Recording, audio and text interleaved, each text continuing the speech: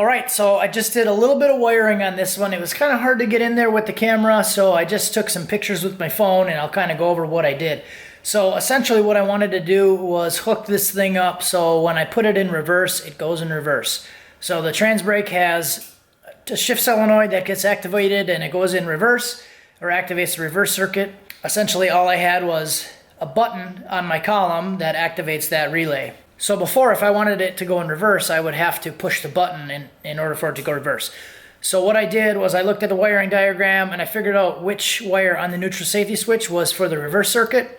And essentially all it is a switch that goes back and forth. It grabs a 12 volt source, and then when you're in reverse, it passes 12 volt through the reverse circuit to activate the reverse lights. So the way that I did it was I took the gray wire that was going to be the 12 volt reverse light circuit, and then I just spliced that into my trans brake wire.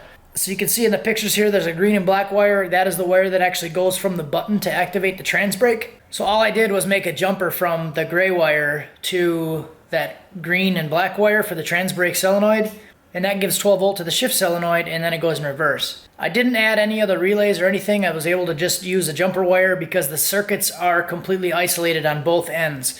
So the 12 volt is isolated with the switch in the neutral safety switch, so when it's not in reverse, it doesn't pass power anywhere else. It's an open circuit. And then on the flip side, the reverse 12 volt doesn't pass back to the ECU because I'm using a separate relay, which is also an open circuit there. So it's protected and open circuit on both sides, and both of them run independently of each other. So it didn't have to add anything weird like relay or diode or anything. That's just what I did. All right, so we got the thing running here. We got it in drive. So I'll go forward. I'll just put it in reverse. And I don't have to hit any other buttons.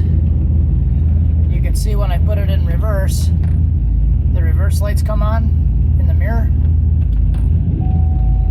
So the reverse circuit works like normal now. Reverse circuit, all that stuff works. I also did the boost leak check again just to verify everything, because I put it on the trans brake to see how much boost it would make, if it would make more, and again it made like 125 kPa, around the same that it made before.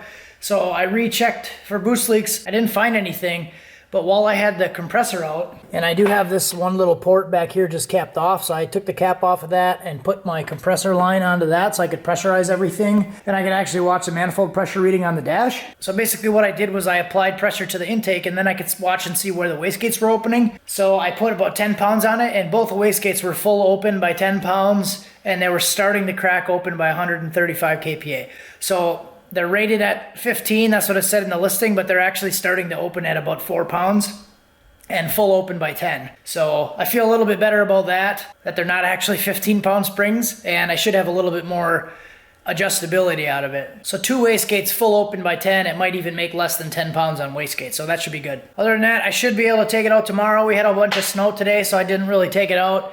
Figured I'd get this stuff straightened out instead of going around and dealing with the snow and all the wetness and stuff. So I'll take her out for a rip, I'll go drive it tomorrow, and then I'm very excited to get this garage cleaned up and get the Ranger back in here. I'm trying to do a little bit better with the cleaning and stuff and trying to stay organized, and you guys feel free to hold me accountable to that. I've been trying to, like, once I finish a phase of a big project, like go through and do a full cleaning on the garage. So I used to get in the habit of, like, I'd finish this whole transmission swap and turbo setup on this, and then I'd dive right into another big project and never clean anything.